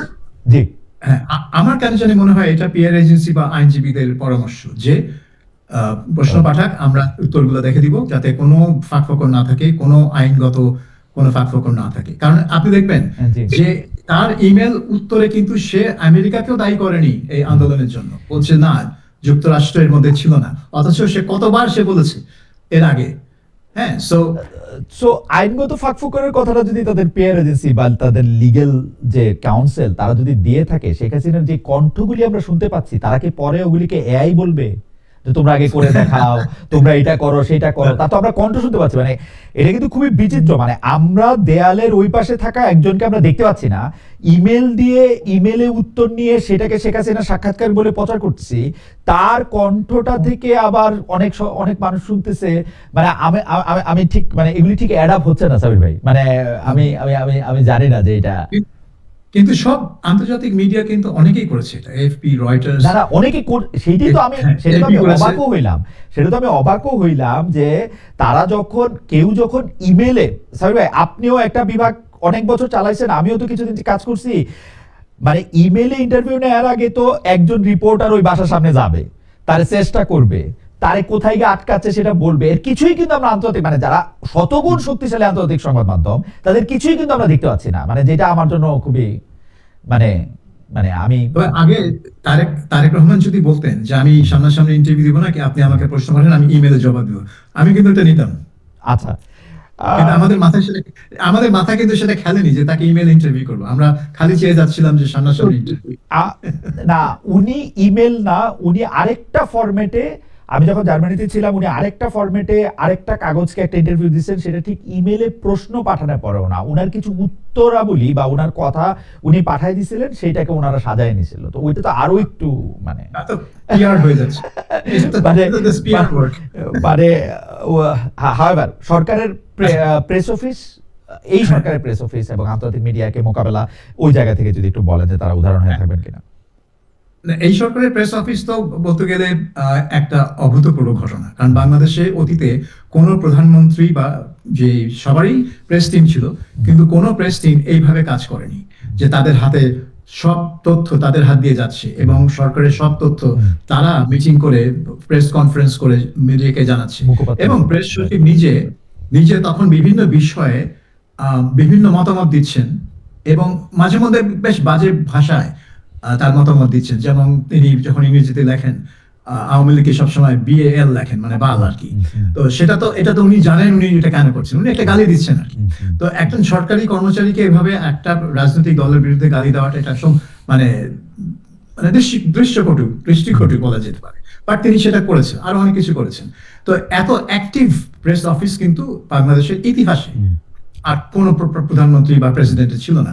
সেজন্য মানুষ এটাকে মানে দেখে একটা চমকপ্রদ হয়েছে এবং তিনি একজন মিডিয়া স্টার হয়ে গেছেন, নিজেই সেলিব্রিটি হয়ে গেছেন। সো ওইটা কতদূর কাজে দিয়েছে আমি বলবো যে উনি এই কাজটা করতে গিয়ে, ওই স্পিন করতে গিয়ে, উনি বড় স্পিন ডক্টর, তো ওই স্পিন করতে গিয়ে এত বেশি স্পিন করে ফেলেছেন মাঝে মাঝে যে তার কথাবার্তার মানে সততা নিয়ে অনেকের মনে প্রশ্ন জন্মেছে। এবং তিনি যখন মতামত দিতেন বা বলতেন যে এটা হবে ওইটা হতে যাচ্ছে, অনেকেই সন্দেহ পোষণ করতেন যে এটা আদৌ হবে কিনা। যেরকম ব্রিটেনে এসে তিনি বলে বসলেন সাংবাদিকদের যে কিয়ার স্টারমারের সাথে এখনো দেখা হচ্ছে না, কারণ কিয়ার স্টারমার কানাডায় আছেন সম্ভবত। কিয়ার স্টারমার তখন লন্ডনে বসা, কানাডা যাওয়ার কোনো পরিকল্পনাই তার নেই সেই মানে দুই দিন যেদিন। কিন্তু তিনি বলে বসলেন, কেন বলতে গেলেন? ব্রিটিশ প্রধানমন্ত্রী কোথায় আছেন সেটা বাংলাদেশের সরকারের প্রেস সচিব কেন বলতে যাবে? এটা তো বলবে ডাউনিং স্ট্রিটের এবং প্রতিটা বিদেশ সফর, আমি যদি বলি অধিকাংশ বিদেশ সফরের কারণ সম্পর্কে আমাদের সরকার, আমাদের প্রেস, আপনি ভালো বলতে পারবেন যে মানে ওনারা খুবই লুকাইছেন কিছু ক্ষেত্রে সেটাকে আরো মানে যতটা না তার চেয়ে অনেক গুণ বেশি ফুলায় ফাঁপায় তারা দেখাইতে চাইছেন। স্পিনিং মানে ওদের কাজই ছিল স্পিন করা। সরকার যদি সাফল্য 10 হয় তারা ওনারা এটাকে স্পিন করে 100 দেখাতো, বা যদি এটা ব্যর্থতা হয় সেটাকে একটা স্পিন করে দেখাতো যে না ওইটা আসলে আমাদের উদ্দেশ্য ছিলই না। হ্যাঁ, কিয়ার স্টারমারের সাথে দেখা করার কোনো প্ল্যানই ছিল না আমাদের। কে কিয়ার স্টারমার? হ্যাঁ, তো কিন্তু দেখা হয়ে গেলে বলতো যে মানে প্রফেসর ইউনূসকে সাক্ষাৎ করার জন্য বিশ্ব নেতারা দাঁড়িয়ে আছেন। কিন্তু আপনি দেখেন এই মানে 1.5 বছরে কিন্তু বড় বিশ্ব কোন নেতা বাংলাদেশে আসেনি। ওই মালয়েশিয়ার প্রধানমন্ত্রী এসেছিলেন আনোয়ার ইব্রাহিম, আর কেউ কিন্তু আসেনি। ভুটানের প্রধানমন্ত্রী এসেছিলেন, তাকে ঠিক বিশ্ব নেতা বলা যায় না। সো মানে এবং ডক্টর ইউনূস বিভিন্ন অনুষ্ঠানে গেছেন, সেমিনার, কনফারেন্স, যেখানে হয়তো সরকার প্রধানের যাওয়ার কথা না, ইনফ্যাক্ট যাওয়ার কথাই না, কারণ অন্যান্য দেশের সরকার প্রধানরা অনেকগুলো ছিলেন না, কিন্তু তিনি গেছেন। গিয়ে কিন্তু অনেকটা তার নিজের মানে নিজের কাজ করেছেন। ওই 3-0 থিওরি পুশ করেছেন বা ওই এনজিও কমিউনিটি যেসব কথাবার্তা সেগুলো করেছেন। মানে অর্থাৎ ইউনুস সেন্টারের প্রধান হিসেবে তিনি যে কাজ করতেন, যে সফরগুলো করতেন, যে অনুষ্ঠানগুলো অ্যাটেন্ড করতেন, ঠিক সেই কাজই তিনি করে গেছেন চিফ অ্যাডভাইজার হিসেবে। কিন্তু এটা বাংলাদেশের সরকারি খরচে আর কি। আগে হয়তো করতেন অন্য সোর্সের খরচে, এইগুলো হয়েছে সরকারি খরচে। আপনি হাতে গোনা কয়েকটা সফর পাবেন যেগুলো আসলে একেবারে বাংলাদেশের সরকারি কাজের সাথে যুক্ত, যেমন জাতিসংঘে অ্যাটেন্ড করা, চীনে যাওয়া যেখানে শি জিনপিং এর সাথে একটা বৈঠক হয়েছে তার, সেগুলো বিমস্টেক কনফারেন্স অ্যাটেন্ড করা, এরকম 4-5টা পাবেন যেটা আর কি একেবারে সরকারি। কিন্তু অনেক কনফারেন্স দেখলাম যে এগুলা এনজিও মার্কা কনফারেন্স, যেখানে অন্য কোনো বিশ্ব নেতা উপস্থিত নাই। মানে আমি ডক্টর মোহাম্মদ ইউনূসকে যেরকম দেখেছি, উনি কিন্তু নিজেকে একজন বিশ্ব নাগরিক মনে করেন, মানে বলেন না, আমার কাছে মনে হয়েছে যে উনি বিশ্ব নাগরিক মনে করেন, ওরা পুরো দুনিয়ার জন্য কিছু করতে চান, এইটাই বোধহয় উনার মাথায় থাকে। আমার কাছে মনে হয় বাংলাদেশের চেয়েও দুনিয়াটা বেশি উনার মাথায় থাকে বলে আমার ধারণা আর কি। উনি হয়তো একটা দেশের সরকার প্রধান হয়েছেন, কিন্তু উনি বিশ্বের জন্যই কিছু করতে চান বলে আমার কাছে মনে হয়। সেজন্য এই চেয়ারটা তার কাছে খুব বেশি, আমার মনে হয়, আমি জানি না যে এরকমই হয় কিনা। আমি আসছি আপনার কাছে সাবির ভাই, আমি একটু দীপু ভাইয়ের কাছে আসছি। দীপু ভাই, তারেক সাহেবের কথা আবার একটু ফিরে আসি। উনি এসে মার্টিন লুথার কিংকে স্মরণও করলেন, তার অনুসরণে আই হ্যাভ এ ড্রিমের জায়গায় আই হ্যাভ এ প্ল্যান বললেন। এখন তার যে পরিকল্পনা থাকার কথা বলতেছেন, তো সেইটাকে আপনি আসলে কিভাবে বিশ্লেষণ করেন? আমার কাছে, আমাকে যদি আপনি বলেন, আমার কাছে কিন্তু ভালো লেগেছে কেউ যখন কারো পরিকল্পনার কথা বলে, আই হ্যাভ এ প্ল্যান বলে, আমার কাছে কিন্তু ভালো লাগে। কিন্তু সমালোচনার জায়গাটা হচ্ছে এই যে তিনি কি একটা নির্দিষ্ট চেয়ারে উনাকে দেখতে পাচ্ছেন বলে এটা বলতেছেন, মানে সামনে যে আমরা 12 তারিখে যেটা দেখবো সেটা কি অনেকটাই আসলে নির্ধারিত, এরকম ভাবতেছেন নাকি এরকম ভাবাটা ঠিকই আছে? আপনার কাছে কি মনে হয়, আই হ্যাভ এ প্ল্যানটা আপনি কিভাবে দেখতেছেন? সাবির ভাইয়ের কাছে এটা আমি আসবো, কিন্তু আপনার কাছে একটু শুনে নেই 30টা সেকেন্ড। এইটা হচ্ছে যে আমরা দর্শকদের কাছে জানতে চেয়েছিলাম যে কার্যক্রম নিষিদ্ধ আওয়ামী লীগ নির্বাচনে অংশ নিতে পারবে না, আবারও স্পষ্ট করেছেন প্রধান উপদেষ্টা প্রেস সচিব মোহাম্মদ শফিকুল আলম। দর্শকদের কাছে প্রশ্ন ছিল অন্তর্বর্তীকালীন সরকারের অবস্থান সমর্থন করেন কিনা। 65% দর্শক এটাকে সমর্থন করেছেন, সমর্থন করেননি 35%। 32,000 দর্শক এখানে ভোট দিয়েছেন। আমরা আওয়ামী লীগের প্রসঙ্গে যদি আমরা সময় পাই আমরা পরে কথা বলবো। দীপু ভাই, আপনি যদি একটু আমাদের বলেন আই হ্যাভ এ প্ল্যানটাকে আপনি কিভাবে দেখছেন? আচ্ছা, এটা আজকে কিন্তু শুধু বাংলাদেশে না, আন্তর্জাতিক গণমাধ্যমও কিন্তু সেই কথাটা উল্লেখ করছে। আজকে প্রথম আলোর এই শিরোনামটা দেখেন যে আন্তর্জাতিক গণমাধ্যমে তারেক রহমানের দেশে ফেরার খবর সম্ভাব্য প্রধানমন্ত্রী বলে উল্লেখ। স্বাভাবিকভাবে মানে যেহেতু বড় দল হিসেবে তারেক রহমান ওটাই চিন্তা করবে যে আমি ক্ষমতায় যাব, সুতরাং আমি আমার একটা পরিকল্পনা, নির্বাচনের আগে আমি একটা পরিকল্পনা আমি প্রকাশ করব, এই পরিকল্পনার মধ্য দিয়ে আমি সারা দেশের মানুষকে উজ্জীবিত করব এবং ভোট আনবো। তো তার কিছু কিন্তু মানে শব্দ কিন্তু তিনি উল্লেখ করেছেন, যেমন বলছেন পাহাড় থেকে সমতলের মানুষ, হিন্দু, বৌদ্ধ, খ্রিস্টান সবাইকে নিয়ে ঐক্যবদ্ধ। তার মানে একটা ঐক্যের বার্তা দিলেন, এখানে বিভাজন করবেন না। কোন সম্প্রদায় যেই পরিস্থিতিটা তৈরি হয়েছে তার বিপক্ষে বললেন। আইন শৃঙ্খলা, শান্তি শান্তি শান্তি 3বার উচ্চারণ করছে। তারপরে এই যে টার্মগুলো বলার মধ্য দিয়ে কিন্তু তিনি মানে সমৃদ্ধি, শান্তি, নিরাপত্তা, ঐক্য, এই কথার মধ্যেই কিন্তু তারা ওই যে আই হ্যাভ এ প্ল্যান, অর্থাৎ ওই যে পরিকল্পনাটা তিনি সামনে নিয়ে আসবেন। তারা হয়তো বিস্তারিত হয়তো কয়েকদিনের মধ্যে আমরা পাবো, তখন বুঝতে পারবো যে কি সেই পরিকল্পনা। তো ঠিক আছে, এটা 12 তারিখে নির্বাচনে বিএনপি জয়যুক্ত হবে সেটা ধরে নিয়েই তো তাকে মাঠে নামতে হবে। সেই হিসাবে উনি কনফিডেন্ট, তার সেই এটা অভিব্যক্তিটা তার বক্তব্যের মধ্য দিয়ে ফুটে উঠছে এবং কর্মসূচির মধ্য দিয়ে তিনি সেটা সারা দেশ ব্যাপী হয়তো সফরের মধ্য দিয়ে আরো পরিষ্কার করবেন। আমার ধারণা যে বড় দলের বড় নেতা হিসাবে এটা সঠিকই আছে। সাবির ভাই, আপনি কি মনে করেন আই হ্যাভ এ প্ল্যানটাকে আপনি কিভাবে দেখছেন?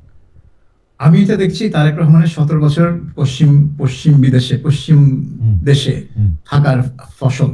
কারণ পশ্চিমা দেশগুলোতে পলিটিক্স যখন করে তাদেরকে কিন্তু জনগণকে দেখাতে হয় যে তারা কনফিডেন্ট, তাদের একটা প্ল্যান আছে, তারা জানে তারা কি করবে, পার্টির প্ল্যান আছে, এবং তারা প্ল্যানটাকে ব্যাখ্যা করতে হয় তাদেরকে যে এই পরিকল্পনা কিভাবে ফাইন্যান্স হবে, কোথা থেকে টাকা আসবে। সো এই প্ল্যান থাকা এবং কনফিডেন্টলি বলা যে আমার কাছে প্ল্যান আছে, কিন্তু আমার হাতে একটা পরিকল্পনা আছে, এইটা হচ্ছে পশ্চিমা রাজনীতির একটা ছাপ তার উপরে আমি দেখলাম। যে এটা বাংলাদেশে কিন্তু লোকজন একটু কাঁচুমাচু থাকে, একটু অ্যাপোলজেটিক থাকে, না না না আমি বেশি ক্ষমতার লোভ দেখাতে চাই না। তো পশ্চিমা বিশ্বাসে ক্ষমতার লোভ যদি না থাকে তাহলে তুই এটা পলিটিক্স করিস কেন? হ্যাঁ, অবশ্যই পলিটিক্স করি ক্ষমতায় যাওয়ার জন্য। তাহলে কেন আমি বলবো না যে আমার এই পরিকল্পনা আছে, তুমি এই পরিকল্পনা নাও, হ্যাঁ নাও, আমাকে ভোট দাও, আমি গিয়ে এই পরিকল্পনা বাস্তবায়ন করবো।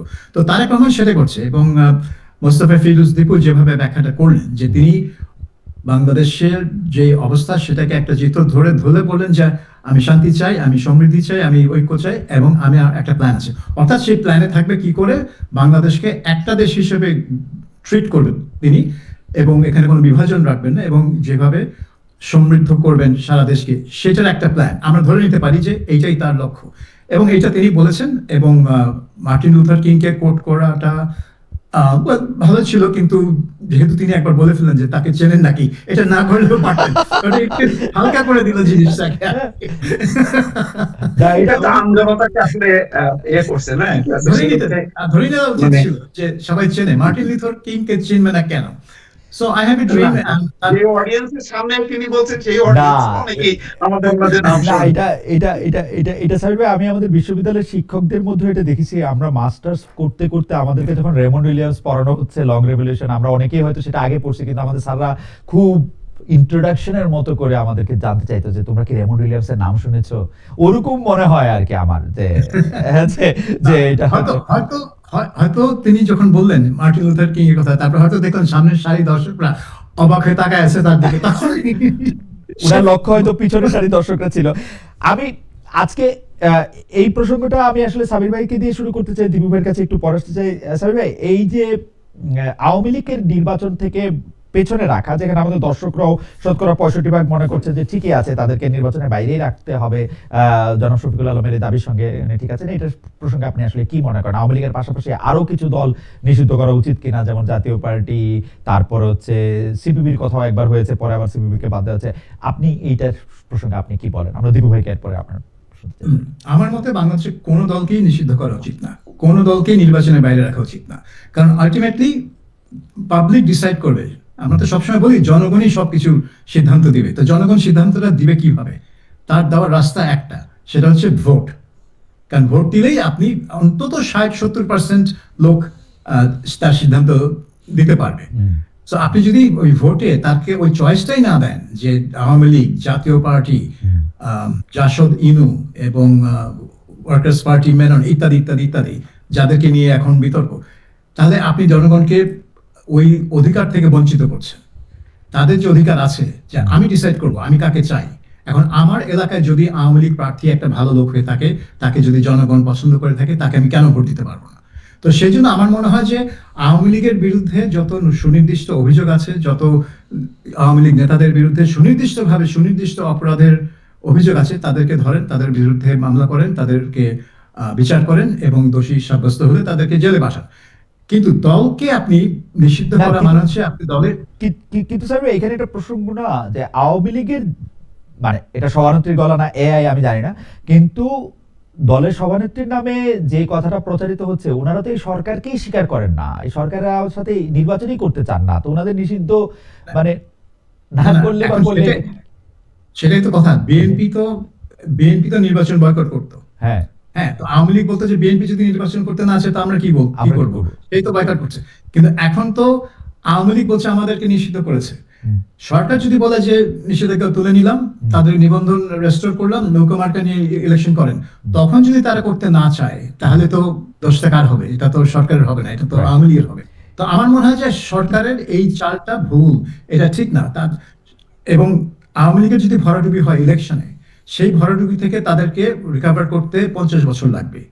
কিন্তু এখন কিন্তু আওয়ামী লীগ একটা আস্তে আস্তে একটা ভিকটিম সেজে যাচ্ছে, যে আমাদেরকে নিপীড়ন করা হচ্ছে, আমাদেরকে নিষিদ্ধ করা হচ্ছে, আন্ডারগ্রাউন্ডে চলে গেছে। জাস্ট একটু দ্রুত প্রশ্ন, অনেকে যে বলতেছে যে দল হিসাবে আওয়ামী লীগের কিছু পাপ রয়েছে, কারণ তারা দলের মানে এই যে 3টা নির্বাচন বাজাই করে করা, আইন শৃঙ্খলা পরিস্থিতিতে গুম করা, খুন করা, মানুষকে এগুলি করা, অত্যাচার করা, দল হিসেবে তো তারা কোনো প্রতিবাদ করেনি, তাদের কি দল হিসেবে কোনো শাস্তি হবে না? এটাও একটা প্রশ্ন মানুষের মনে। না, দল হিসেবে তো প্রতিবাদ করেনি। এখন আপনি বলেন যখন র্যাব গঠন করলো খালেদা জিয়া 2004 সালে, এবং র্যাব একের পর এক বিচার বহির্ভূত হত্যাকাণ্ড চালা গেল, দল হিসেবে কি বিএনপি প্রতিবাদ করেছে? করেনি। কারণ কি? এটা সরকারের সিদ্ধান্ত, বিএনপি সরকারে করেনি। তার জন্য তো বিএনপিকে দল হিসেবে তো বিচার করা যায় না। ওই শেখ খালেদা জিয়ার আমলে যে 104 মনে হয় লোককে মারা হয়েছিল র্যাবের অভিযানে, ক্রস ফায়ার, তো সেগুলোর জন্য তো কারো বিচার হয়নি, তো দলের বিচার হবে কেন? কিন্তু এখন কেন শুধু একটা দলের বিচারের প্রসঙ্গ উঠেছে? আপনি অনেক হত্যাকাণ্ডের তথ্য পেয়েছেন, আপনি জানেন যে কারা এর মধ্যে ইনভলভ ছিল, কারা হয়তো আদেশ দিয়েছিল। আপনি সেই প্রমাণ ধরে অভিযুক্তদের বিরুদ্ধে মামলা করেন, তাদেরকে বিচার করেন। সেটা না করে আপনি দলকে নিষিদ্ধ করছেন, দলকে ইলেকশন করতে দেবেন না। কিন্তু এইটা তো একটা সমস্যাকে জিয়ে রাখছে, এবং এইটার বিস্ফোরণটা যখন হবে তখন তো এটা যারা ক্ষমতা থাকবে, নিউজ তো থাকবে না, কিন্তু যারা ক্ষমতা থাকবে তাদের অনুকূলে জিনিসটা যাবে না। সেজন্য আমার মনে হয় দীর্ঘমেয়াদী স্থিতিশীলতার জন্য কোনো দলকে নিষিদ্ধ করা উচিত না। পাবলিক বেছে নেই, পাবলিক মুসলিম লীগকে ধ্বংস করতে দেয়। আমি মনে করি যে আওয়ামী লীগের নেতৃবৃন্দ বা যারা ক্ষমতায় ছিলেন তাদের কারণে কিন্তু আওয়ামী লীগের যারা সাধারণ সমর্থক তারা সবচেয়ে বেশি কষ্ট পাওয়ার কথা, কারণ তাদেরকে ছেড়ে তাদের নেত্রীরা চলে গেছেন বিদেশে, তারাই তো এখন মজলুম, যদি মজলুম হন, এবং তাদের নেতা নেত্রীর কারণে যারা এখন বিদেশে আরাম করে আছেন। যাই হোক, আমি একটু দীপু ভাই আপনার মন্তব্য একটু শুনতে চাই আওয়ামী লীগ বা অন্যান্য রাজনৈতিক দলের নিষিদ্ধর প্রশ্নটা যেটা আমরা দর্শকদের করেছিলাম সেটার ব্যাপারে আপনাদের মন্তব্য, আপনার মন্তব্য। না, অন্যান্য দলের ব্যাপারটা আলাদা, অন্যান্য দলকে এখানে যুক্ত করাই ঠিক না। কিন্তু আওয়ামী লীগের ব্যাপারে আমার একটা অবজারভেশন আছে, সেটা হলো যে আওয়ামী লীগ যে ঘটনায় মানে ক্ষমতাচ্যুত হলো, তার পতন ঘটলো, এটা কিন্তু শুধুমাত্র গণহত্যা আছে, দুর্নীতি আছে, এই কারণে তাদেরকে নিষিদ্ধ, বিষয়টা তা না। ধরেন মুক্তিযুদ্ধের পরে আপনি জামাত ইসলাম মানে নির্বাচন, আচ্ছা ঠিক আছে, জামাত ইসলাম যুদ্ধাপরাধ করছে, তা ঠিক আছে, আচ্ছা তারাও নির্বাচনে অংশগ্রহণ দেবু ভাই 10 সেকেন্ড, আমি একটু সাবির ভাইয়ের বক্তব্যের প্রেক্ষিতে আমাদের একজন দর্শক, ওনার নাম শফিউল কালাম সজীব, উনি বলছেন যে সরি সোহেল আহমেদ, ওনার নাম সোহেল আহমেদ, উনি বলছেন যে দল হিসেবে বিচার করা জরুরি। তারা দল হিসেবে 3টি নির্বাচন অবৈধভাবে নিজ নৈতিকতা ছাড়া করেছে। যদি ভালো নির্বাচন হতো তাহলে দলের বিচার আসতো না। ক্রস ফায়ার এক জিনিস আর নির্বাচন আরেক জিনিস। আমরা যখন সাবির ভাইয়ের কাছে ফিরবো, সাবির ভাই নিশ্চয়ই এটা হয়তো একটু দেখবেন। দিদি ভাই আপনি বলছিলেন ক্রস ফায়ারে এই অ্যারেঞ্জমেন্টটা আওয়ামী লীগের সঙ্গে আওয়ামী লীগ নিজে একটা সমাধান দিতে পারতো, যদি নেতৃত্ব তারা ছেড়ে দিয়ে একটা অন্য নেতৃত্বের হাতে যদি দিত, তাহলে হয়তো মানুষ মনে করতো যে না ঠিক আছে, আওয়ামী লীগের মধ্যে মনে হয় বোধোদয় হয়েছে, ঠিক আছে এই আওয়ামী লীগকে সুযোগ দেওয়া হোক। কিন্তু আওয়ামী লীগের এই প্রধানকে, আওয়ামী লীগের প্রধান হচ্ছে যে মৃত্যুদণ্ডপ্রাপ্ত বা পালিয়ে আছে, ক্ষমতাচ্যুত হয়েছে, তো সেই দলকে কি আর 10টা মানে দলের মতন বিচার করা হবে কিনা? জাতীয় পার্টি আর আওয়ামী লীগ কে এক, বা ওয়ার্কার্স পার্টি ইনু, তাদের দল আর আওয়ামী লীগ কে এক? ক্ষমতার পুরোটাই তো নিয়ন্ত্রণ করছে সে, তত্ত্বাবধায়ক সরকার ব্যবস্থা হত্যা করা, এই 3টা জালিয়াতি নির্বাচন করে ক্ষমতায় থাকা, ফলে এই দলটার সাথে আসলে একটা অন্যভাবে একটা অ্যারেঞ্জমেন্ট করার দরকার ছিল। আমি নিষিদ্ধটাও সমর্থন করছি না, কিন্তু তাহলে গণঅভ্যুত্থানটা হলো মানে লাভটা কি হলো? মানে গণঅভ্যুত্থানের পরে এইরকম পদচ্যুত হওয়ার পরে আবার সে আবার নির্বাচনের মানে সুযোগ নিয়ে এসে চলে আসবে, তাহলে বিচারটা হলো কোথায়? মানে তার মানে কি বলে মেসেজটা কি গেল, বা পাবলিক তার পার্থক্যটা বুঝলো না। পার্থক্য এখন আচ্ছা ঠিক আছে, পাবলিক দিচ্ছে, তাহলে আমরা জামাত ইসলামের ব্যাপারে আমরা মুক্তিযুদ্ধের পর থেকে কেন এরকম নেগেটিভ থাকলাম, তাদেরকেও আমরা এগ্রি করতাম, তার বিচারটা করলাম কেন এত 52 বছর পরে? বিচার যেহেতু আগে হয়নি, তাহলে সেটা তাদেরকেও ফ্রি করে দেওয়া উচিত ছিল। এরকম আসলে বিষয়টা একটু আরো আমার ধারণা যে পর্যালোচনা করে এটার ব্যাপারে সিদ্ধান্ত নেওয়ার দরকার ছিল। গভর্নমেন্ট তো একেবারে মানে খুব ব্রুটালি একটা সিদ্ধান্ত নিয়েছে, এটা আরো রাজনৈতিক স্পর্শকাতর, আরো আলাপ আলোচনার মধ্য দিয়ে এই ব্যাপারটা আমার কিন্তু মনে পড়ে ডক্টর মোহাম্মদ ইউনূস আন্তর্জাতিক গণমাধ্যমে সাক্ষাৎকার দিয়ে বলছিলেন যে এই সরকার আসলে কোনো দলকে নিষিদ্ধ করার পথে হাঁটতে চায় না। আমার সামনে লেখাটা নাই, কিন্তু আমার এরকমই মনে পড়তেছে, কোটটা মানে অনুবাদটা অনেকটা ওরকমই ছিল, যে কোনো দলকে নিষিদ্ধ করার দায় বা রেসপন্সিবিলিটি বা কোনো এটা এই সরকার তার সরকার নিতে চায় না। কিন্তু দল নিষিদ্ধ হয়নি। জি, তার সরকার Right. নিতে চায় তবে না। এখানে আমি একটা কথা বলি, এরশাদ শাহ কিন্তু দণ্ডপ্রাপ্ত হয়েও নির্বাচন করতে পেরেছেন জেলখানায় বসে, এবং তিনি পাঁচটি আসনে। 5টা সিটে জয়লাভ করেছেন। তার দল 35টা সিট জয়লাভ করেছিল 91 ইলেকশনে। গণঅভ্যুত্থানের ফলে মানে কোনো অপরাধে কিন্তু এরশাদের বিরুদ্ধে গণঅভ্যুত্থান, কিন্তু সাবির ভাই, আমার কাছে মনে হয় যে দীপু ভাইয়ের বলাটারে যদি আমি একটু সেকেন্ড করতে চাই এরকম করে যে এরশাদ সাহেবের বিরুদ্ধে পুরো উনার রাজনৈতিক জীবনটারে নিয়ে আসলে প্রশ্ন ছিল। গণহত্যার বা মানুষকে 1-1.5 মাস ধরে গুলি করে মাইরা ফেলানোর অভিযোগও যেমন ছিল না, তারপর আবার ওই অভিযোগও ছিল না যে উনি অনেক গুম করছে, অনেক হত্যা করছে, ওরকম অভিযোগও আমি দেখি নাই। বা 3টা নির্বাচন খারাপ করছে, 2টা করছে বোধহয় খারাপ। তো ওই 2টা বোধহয় খারাপ করছে। তো মনে হয় যে 2টা এরশাদ বিচার মানে আইন বহির্ভূত ভাবে ক্ষমতা দখল করছে, কিন্তু আওয়ামী কিন্তু দেশকে 2টা নির্বাচন মানে ভুয়া করছে। কিন্তু উনি দেশ থেকে যায় নাই। শেখ হাসিনা যেরকম করে দেশ থেকে চলে গেলেন কাউকে কোনো কিছু না বলে, এবং সেটা তিনি আত্মরক্ষার থেকে এসে দলের লোকজনকে আগে বলে গেছেন। কিন্তু আমরা খুব মানে এটাকে আমরা একটা অদ্ভুত সেরেন্ডিপিটি বলবো যে তার যারা আত্মীয় স্বজন আছেন তারা সবাই নিরাপদে পালিয়ে যেতে পারলেন। সেটার জন্য তো আপনি শেখ হাসিনা বিচার করেছেন, তাকে মৃত্যুদণ্ড দিয়েছেন, হাতের কাছে পেলে আপনি তার ফাঁসিতে লটকাই দিবেন, ভালো কথা। কিন্তু এটা তো দলের সাথে বিষয় না, এটা তো দলের সাথে বিষয় না। আমি বলছি যে দলের পতন হয়েছে ক্ষমতা থেকে। এখন দলকে যদি আপনি নির্বাচন করতে দেন, তাহলে দলের হয়তো যেই নেতারা ছিল 2024 এবং 18 সালে, সেই নেতাদের হয়তো কেউই নির্বাচনে দাঁড়াতে পারবে না, কারণ তাদের সবার বিরুদ্ধে মামলা হয়ে আছে। এবং নির্বাচন কমিশন অলরেডি আইন পাল্টে দিয়েছে যে মামলা হলেই সে নির্বাচনে দাঁড়াতে পারবে না, দোষী সাব্যস্ত হতে হবে, বিচার হতে হবে না। এটা ওই দলের একটা রেসপন্সিবিলিটির ব্যাপার ছিল যে ওই দলও যদি এই বিষয়টা বুঝে যদি আরেকটা যদি দলের নেতৃত্ব এইরকম ঘটনায় কিন্তু অনেকের নেতৃত্ব ছেড়ে দেয়। কিন্তু আওয়ামী লীগ কিন্তু মনে করে না, সে মনেই করে না যে এটা, সে মনে করে যে এটা কনস্পিরেসি হয়েছে, ষড়যন্ত্র হয়েছে। ষড়যন্ত্রের মধ্য দিয়ে যে সরকার আসে, সেই সরকারের নির্বাচনে তার অংশগ্রহণের দরকারটাই বাকি, মানে পাল্টা প্রশ্ন তো তোলা যায়। এটা জামাতের মতো, জামাত আজও স্বীকার করে না যে তারা 71-এ আমি একটা দর্শকের মন্তব্য করি আর একটু ছোট করে একটা প্রসঙ্গ আনি আর কি। দর্শক উনি মন্তব্য করেছেন, মোহাম্মদ আতিকুল্লাহ, উনি মন্তব্য করেছেন, সাবির মুস্তাফা সত্যিকারের একজন নিরপেক্ষ সাংবাদিক। ভাই খালেদ, আপনাকে নিরপেক্ষ মনে হয় না, আপনি যখন ডিডব্লিউতে ছিলেন তখন মনে হতো নিরপেক্ষ। যাই হোক, আমি ডিডব্লিউর প্রসঙ্গ ধরে আমি একটু বলি যে সজীব ওয়াজেদ জয় কিন্তু 5 আগস্টের পরপর ডিডব্লিউতে একটা ইন্টারভিউ দিয়েছিলেন। সেই ইন্টারভিউতে তিনি বলেছিলেন, না ডিডব্লিউর ইন্টারভিউতে নাকি তার আরেকটা ইন্টারভিউতে, আমি এই মুহূর্তে ভুলে গেলাম, যে তিনি কিন্তু সেখানে বলেছিলেন যে তারা রাজনীতিতে করবেন না, তার মা আসলে এখন রাজনীতি থেকে দূরে থাকবেন, আওয়ামী লীগের কি হবে, বাংলাদেশে কি হবে তারা তা জানেন না। যেটা দীপু ভাই বলতেছে যে এরকম একটা, এটা এক ধরনের ডিফিটটাকে কনসিড করা, এইটা থেকে কেন মানে আওয়ামী লীগ বাইরে হয়ে আসলো, বা আওয়ামী লীগ কেন এটা স্বীকার করে না যে এটা তার নেতৃত্বের পরাজয়? এইটা কি মনে হয়, এটা যদি আপনি একটু বলতেন সাবির ভাই, যে এইটা কি মনে হয়? এটা খুব ইন্টারেস্টিং। কয়েক মাস আগে আমি লন্ডনে কয়েকজন ফর্মার আওয়ামী লীগ মন্ত্রী এমপির সাথে দেখা হয়েছিল লন্ডনে।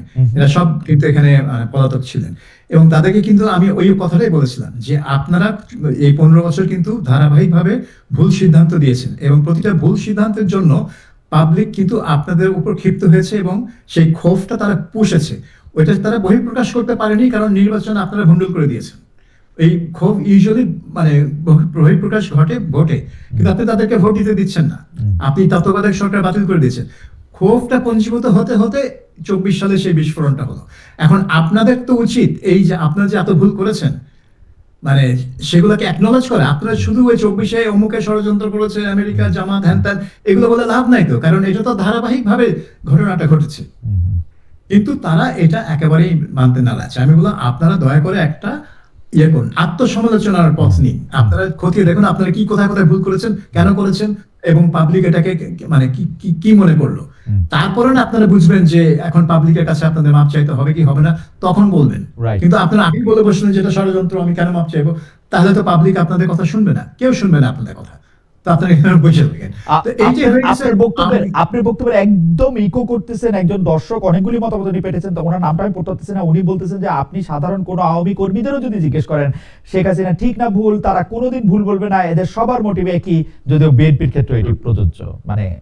মানে তারা এই ভুলটার স্বীকার করার ক্ষেত্রে তাদের এই সাবির ভাই শেষ করলে আমরা আবার একটু দিবু ভাইয়ের কাছে একটু শুনি। যেমন ধরুন জামাত এখন ভুল স্বীকার করে না। তারেক রহমানের ইন্টারভিউ যেটা বিবিসি বাংলা দিল 2 পর্বে 40 মিনিট আর 36 মিনিট না কত মিনিট দীর্ঘ ইন্টারভিউ, কোন জায়গায় সে বলেনি যে সে তার আমলে 2001 থেকে 6 বিএনপি আমলে কোনো ভুল হয়েছে। বলেছে যে আমরা আমাদের অতীত থেকে শিক্ষা নিব, শিক্ষা নিয়ে নিজেকে ইমপ্রুভ করব, কিন্তু ভুল করেছি সেই জন্য আমরা ক্ষমা প্রার্থী নাথিং। সো বাংলাদেশের পলিটিশিয়ানরা মনে করে এট লিস্ট এটা তো বলতে পারতো যে জামাতকে সাথে নিয়ে সরকার করা ভুল হয়েছে, এই ভুল আর করবো না, এইটাও বলে না। হ্যাঁ, এটা ঠিকই। তারা মনে করে এটা দুর্বলতা, ভুল স্বীকার করা হচ্ছে একটা দুর্বলতা প্রকাশ করা। এমনকি তারা কোন মন্ত্রীকে তারা ইয়ে করে না, মানে স্যাক করে না। যে মন্ত্রী টোটালি ফেলিওর, এই যে জাহাঙ্গীর সাহেব, biggest failure in Yunus government. না যে খোদাবক্স সাহেবকে করছে, খোদাবক্স হয়ে গেলেন, খরচের খাতা চলে গেল। সো এইটাও তারা করতে চান না। অ্যাবসলিউটলি। দীপু ভাই, আপনি যদি কোনো কিছু বলতে হয় এই প্রসঙ্গে, আপনি বলতেছিলেন যে মানে কেন আওয়ামী লীগের নেতৃত্বের ভুল স্বীকার প্রসঙ্গে এইটা মানে তাদের সেই মানে অন্তত ঠিক আছে, মানে আওয়ামী লীগের এত বড় একটা বিপর্যয়, আপনি পার্সোনালি কথা বলেন, দেখবেন যে সবাই বলে যে হ্যাঁ আমাদের তো এটা চরম ভুল হয়েছে বিএনপি কে এইভাবে করে এই শক্তিটাকেও ধ্বংস করে দিয়ে এই যে এখন ফ্যানাটিজমের উদ্ভব ঘটলো, এটা আমাদের দায় আছে, পার্সোনালি বলবে, কিন্তু সম্মিলিত ভাবে স্বীকার করবে না। তাহলে এই অস্বীকার করে তাহলে কি রাজনীতিতে আসবে, কি আবার নতুন করে আসবে, কি তারা আশা ভরসার জায়গায়? হ্যাঁ, তারা হয়তো বড় ধরনের ব্যর্থতার কারণেই কিন্তু এখন আওয়ামী লীগের জনপ্রিয়তাটা বাড়ছে, এটা সত্য। এবং নির্বাচনে যদি তারা পার্টিসিপেট করে, তাহলে যদি আমি ধরে নিচ্ছি যদি পার্টিসিপেট করতে পারতো, তাহলে কিন্তু তারা সেকেন্ড পজিশনে চলে আসতো এবং দেখা যেত যে লড়াইটা হয়তো আসলে আওয়ামী লীগ আর বিএনপির মধ্যে, এটাও সত্য, আমি মানি। কিন্তু মানে সেটা তো পাবলিক হয়তো মানে গত 1-1.5 বছরের এই ব্যর্থতার কারণে তাদের মধ্যে একটা ক্ষোভের কারণে মনে করছে দূর আওয়ামী লীগ তো ভালো ছিল, এখন তো আরো খারাপ অবস্থা, সেইটা একটা পারসেপশন। কিন্তু আমরা যদি রাজনীতিটা বিশ্লেষণ করি, তাহলে তো এটা বড় ডিজাস্টার যে এত বড় একটা চোখের সামনে গুম খুন 15 বছরের এই ধরনের শাসনের পরও আওয়ামী লীগ একটা লাইন বলে না, একটা শব্দ উচ্চারণ করে না যে আমরা একটা চরম ভুল করছি বা আমাদের এই নির্বাচনগুলি এই জালিয়াতি মানে এটা ঠিক হয়নি। তাহলে এখন যে নির্বাচনটা হচ্ছে এটা তো দলীয় সরকারের অধীনে না, এটা অন্তর্বর্তী সরকারের অধীনে, তাহলে এটা কি মেনে নিবে? এখন তত্ত্বাবধায়ক সরকার ব্যবস্থা যদি ইন্ট্রোডিউস হয়, তাহলে তার অধীনে কে তারা নির্বাচন করবে? আগে তো বলছে না তত্ত্বাবধায়ক সরকার নাকি সবচেয়ে খারাপ জিনিস, এটা একেবারে অসাংবিধানিক, এর ভিতরেই যাওয়া হবে। তাহলে এখন তারা যাবে বা নির্বাচন করতে চায় তত্ত্বাবধায়ক সরকারের অধীনে, কোনো ভিত্তি তো থাকলো না। আমরা শেষ প্রশ্ন, কিন্তু এই প্রশ্নটা আসলে আপনাদের দুজনের কাছে একটা ক্রিস্টাল বল থাকার প্রয়োজন হবে। আমার মনে হয় যে একটা ক্রিস্টাল বল হয়তো আছে সাবির ভাইয়ের কাছে এবং দীপু ভাইয়ের কাছেও একটা আছে। 3টা প্রশ্ন। দীপু ভাই, নির্বাচন ঠিক সময়, সাবির ভাই নির্বাচন ঠিক সময় হবে কিনা, অর্থাৎ ঘোষিত 12ই ফেব্রুয়ারি, নির্বাচন সুষ্ঠু হবে কিনা, সুষ্ঠু মানে যতটা সুষ্ঠু, মানে আমরা তো আসলে রাতের ভোট, অমুক ভোট তমুক ভোট দেখি, ওর কাছাকাছি কিছু হবে কিনা, এবং কে বিজয়ী হবে? সাবির ভাই, প্রথম প্রশ্ন, হ্যাঁ আমার মনে হয় ফেব্রুয়ারি 12 তারিখে ইলেকশনটা হবে, যেহেতু এখন তারেক রহমান দেশে ফিরে এসছে, এখন আর কোনো এটাকে পেছানোর কোনো অজুহাত আর থাকবে না। দ্বিতীয়ত সুষ্ঠু মানে রাতের ভোট তো হবে না, কিন্তু আমার মনে হয় না নির্বাচনটা আমরা সুষ্ঠু এবং অবাধ বলতে যা বুঝি সেরকম হবে। এখানে অনেক গন্ডগোল, অনেক গ্যাঞ্জাম হবে, এবং এটাকে সুষ্ঠু রাখতে হলে যে ধরনের আয়োজন দরকার, যে ধরনের দক্ষতা দরকার, এটা সরকারের আছে বলে আমার মনে হয় না। তারা 2টা পত্রিকা, ঢাকা শহরে 2টা পত্রিকা অফিসে আগুন দেওয়া ঠেকাতে পারে না, তারা সারা দেশে 300 আসনে নির্বাচন করবে সুষ্ঠুভাবে, এটা আমি মনে করি না। তৃতীয়ত এটা বিএনপির জয় হবে, কারণ বিএনপি ছাড়া আর কোনো দল সারা দেশে এনাফ আসন পাওয়ার মতো অবস্থানে নেই। Thank you. বিজয়ী হবে এটার প্রসঙ্গে যদি আপনি আরেকটা লাইন বলতেন, যে আপনি কি মনে করছেন যে এইটা যদি আবার একটু বলতেন, কারণ আমরা রিসিপশনটা একটু খারাপ পাইছি যে কে বিজয়ী হবে এই আচ্ছা। প্রসঙ্গটা। হ্যাঁ, আমি নিশ্চিত, আমি জাস্ট মনে করি না, আমি নিশ্চিত যে এই নির্বাচনে বিএনপি জয়ী হবে, কারণ তারা ছাড়া আর কোনো দল সারা দেশে 300 আসনের মধ্যে এনাফ সিট পাওয়ার যোগ্যতা রাখে না বা ওই অবস্থানে নেই। ওকে, আপনাকে ধন্যবাদ সাবির ভাই। আমি একটু দীপু ভাইয়ের কাছে একই প্রশ্ন, ক্রিস্টাল বল কোশ্চেন হচ্ছে যে নির্বাচন ঠিক সময় হবে কিনা, সুষ্ঠু হবে কিনা, কে বিজয়ী হবে? নির্বাচন সঠিক সময়ে হবে, নির্বাচন সুষ্ঠু হবে না, আর বিএনপি বিপুলভাবে জয়ী হবে। আচ্ছা, তিনটি বিষয় আপনি সাবির ভাইয়ের সাথে আমাদের দুজন সম্মানিত আলোচকই আসলে একই রকম মন্তব্য বা মন্তব্য করলেন। দুজন বিদেশ থেকে আমাদের সাথে যুক্ত হয়েছিলেন, সাবির ভাই লন্ডন থেকে এবং দীপু ভাই ব্যাংকক থেকে। আপনাদের দুজনকে অনেক ধন্যবাদ আপনাদের সময়ের জন্য। তিনটা ভিন্ন টাইম জোন থেকে আমরা আরেকটা টাইম জোনের দর্শকরা যেখানে আমাদের বেশি ছিলেন তারা কথা বলছেন, কিন্তু অনেক দর্শক আমাদের সাথে অংশগ্রহণ করেছেন, অসংখ্য মন্তব্য